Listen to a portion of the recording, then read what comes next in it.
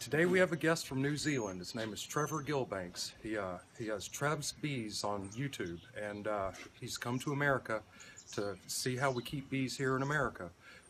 We invited him to stop by East Tennessee, and he said he'd be delighted to. Okay. I hope we learn a lot from him about how they keep bees there, and we hope to teach him some things about what we're doing here. Just as a thing, I see these hives, these two here particularly, you've got the entrance blocked off on one side, and you've just got one side left open? That one, I think that feeder fell out. Yeah, the feeder fell off. Yeah, okay, but yeah, okay. Because realistically, you should have the opening directly underneath the brood, not to the side, because the bees won't defend the side. So we arrived in America, my wife and I, on the 9th of June. We flew into LA, and then we got a car we're with my wife's cousin and her husband. So the four of us flew into LA, then we got a car in LA, and then we drove over to Vegas and had a look at Disneyland, and stayed there for a couple of days, and then we drove from Vegas up to Hoover Dam, and then we went to Eagle Point in the Grand Canyon to do the skywalk. And then we went from there to Tucson via Flagstaff. And from Tucson we flew out day before yesterday, so what's today, 21st, so the 19th we left Tucson and flew to Nashville. Mm-hmm. Had a night in Nashville. We got a car yesterday morning, 20th. Drove up here yesterday, and we're staying up here tonight, and then we're going to Pineville tomorrow, and we've got another beekeeper off Facebook to talk to there. He's just a newbie as well.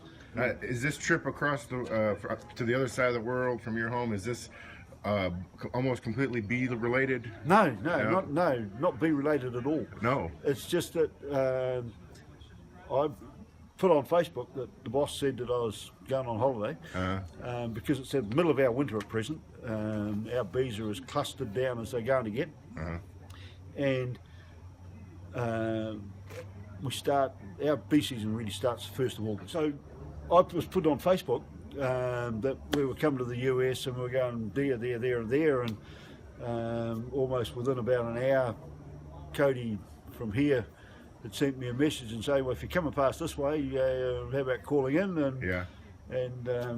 And Dustin Lewis from Pineville done the same. And so you have a pretty big computer following from bee enthusiasts, I take it. That now that I know you're here, you're much in demand. Yeah, I'm Trevs Bees, Facebook and YouTube. So you're on vacation, and then you come to find out in America you're a bee celebrity. Much in demand bee celebrity. Yeah. Well, that's life, isn't it? You know, I didn't think when I started my BeeTube YouTube channel that I was going to get a following in America. Mm-hmm. But I think last time I looked at statistics on YouTube, there's something like about 60% of my subscribers are from the States. Wow. And viewers. Yeah. But you know, I've got viewers and subscribers from Russia and the Ukraine and Uzbekistan, and you name all the funny words, and this. Are you doing more spreading of knowledge on this trip on your bee visits, or are you learning as well? Or yeah, you folks have got small hive beetle. I have never seen small hive beetle because we don't have it in New Zealand. But all the other things that you've got here, we've seen. We have 12 hives right now, and we're trying to expand. We've had a lot of trouble getting them going this year, but they're finally thriving. These are all the grant hives. The Kids Sustainability Society at Cherokee High School, they have their hives here. And Heritage Beekeepers Club has 2 hives here. Judging from things that I've seen in the news and photos you see on Facebook, it seems like bees are having a hard time these days. What are the challenges that bees face these days? I could list 20 or 30 things. Pesticides, food foraging. You know, every time a farmer mows his hayfield, there go all the flowers. The varroa mites, there's pests and diseases and things like that. It's not just one thing. You put all these together, and all the synergy of it just weakens them. And some places in Tennessee had 80% lost last year. Wow. I lost a lot. There's people in our club that lost everything. We're trying again. You know, we're trying hard. We really are. Well, at Cherokee High School, we're the Sustainability Society. We're a beekeeping and a gardening club.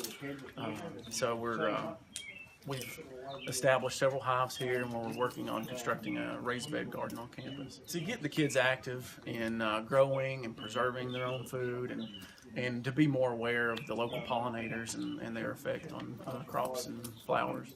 It was started last fall of 2016.